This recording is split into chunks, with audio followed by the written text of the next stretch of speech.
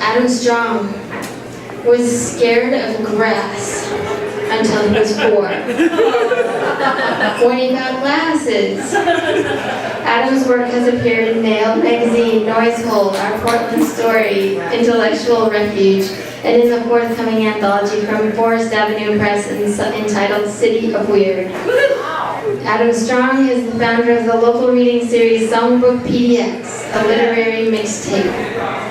Adam Strong has 2 children that make his jaw go funny when he sees them.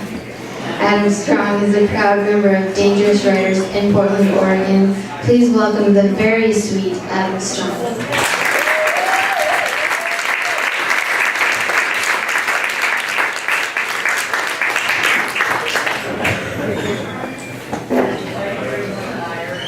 Okay, so the only setup you need to know is the narrator is about 7 years old. Mom's studio on this one Tuesday morning, something magical. Our time together, we never got to do this again. But it was long enough so I could play it back in my head whenever I wanted. Mom moved different up here. I don't know if it was the light or if she was doing what she was born to do, but she was way more patient. Mom's desk lamp had this green bend in the arm, and the lamp made a white glow on the canvas next to her. She put her hand on the seat of the stool. She was wearing her wedding ring, which meant, for now, Mom and Dad were all good. And when she spoke, it was at half a lake dream speed. "Hop on up," she said. "I want to paint you." All the things in the world, and she wanted to paint me. Nothing better than being across from her, up in her studio, in my underwear, on the ripped up stool, duct tape on the seat, scratching on my butt. Mom, one long strand of red hair down the middle of her face, her skin, white milk mixed with a shade of red. Some kind of holy light came from the window behind her. The sun and the view out the window, a few leaves and a real big cloud. Mom's steaming mug of coffee, so slow the way she sat up and took 2 hands to pull back her straggly strands of hair, and then a quick burst of finger twists to jam her hair into a rubber band. Her face was all smooth and calm, and the white light from the empty canvas was there in front of her. The hunch in her back, when she leaned forward, you could tell she did this all the time.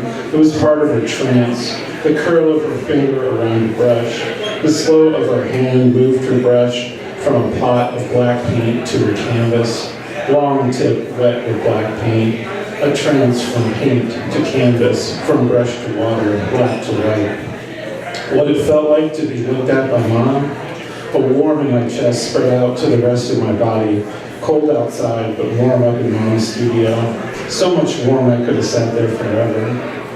Mom's black glasses down on the tip of her nose, Mom's eyes, 2 blow-ups of color, a whole lot of green and blue, a blast of ocean and forest. Mom's eyes weren't just blue and they weren't just green, they were hazel. Mom sat up there, a calm not just in her eyes but in her whole body too. When I sat back on the stool, there was the reflection of her hand in the mason jar, Mom's reflection puffed up with water, Mom's hand in the reflection, slow and long, scratching out something, like if she drew enough new lines, it would write over what was wrong.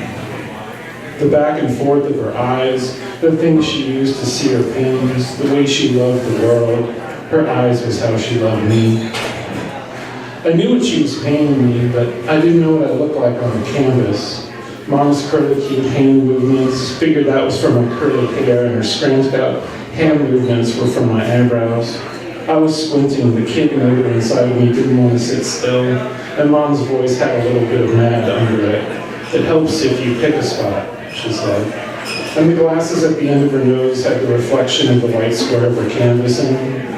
And her voice in the middle of all that room quiet, "Stare at the spot until all you see is breath," she said. "Lose yourself." Why would I want to lose myself when I had Mom right there and the light hitting her in the window with a whole lot of dirt and grime and the shapes of the 2 out-of-focus green and yellow leaves moved like breath? Mom right there taking her time in the long movement she made with her breath, To me, her hand looked like it didn't even touch the brush she was using, because every move she made was like a swan taking a long drink on a flat pond, and every inch of me being seen by the only person who could really see me. For a second, in New York City, everyone shut up. The bend of her back over the canvas, her teal shirt with a little bit of ash from a cigarette that she didn't smoke, she let it sit there until the long paper burned off into a long tube of ash. Those leaves, Mom's eyes, all that attention, the whole room not going anywhere in a hurry.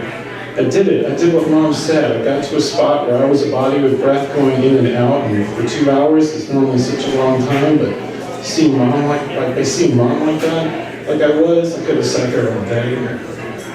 Mom and a brush and all the time in the world to make me into something new. I don't know where I went, off on one of those leaves probably, but there was something about Mom and it pulled me back. Mom had the cigarette in her mouth, and the sweetness in her voice was all drawn out in one long breath. Sometimes, Mom said, I love you so much it kills me.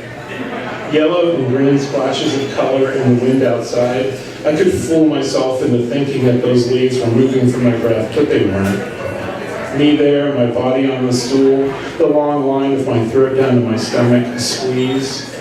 Killing her. I was killing her. Mom, and why she couldn't just let a moment be a moment, why she always had to tell me the truth.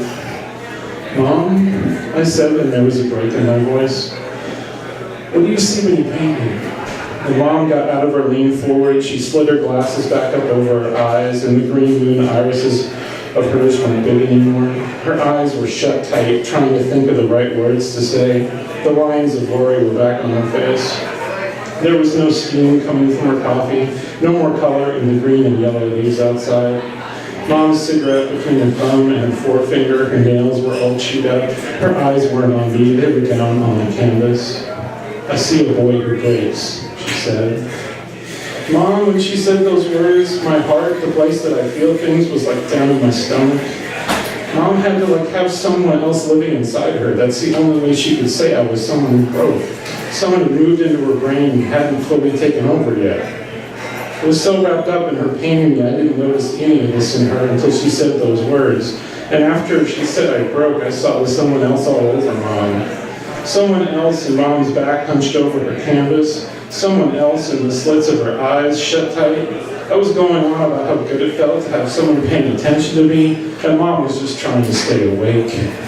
Mom and where I was in all of this, Mom was the only one who cared about me, and sooner or later I was going to lose her. Thank you.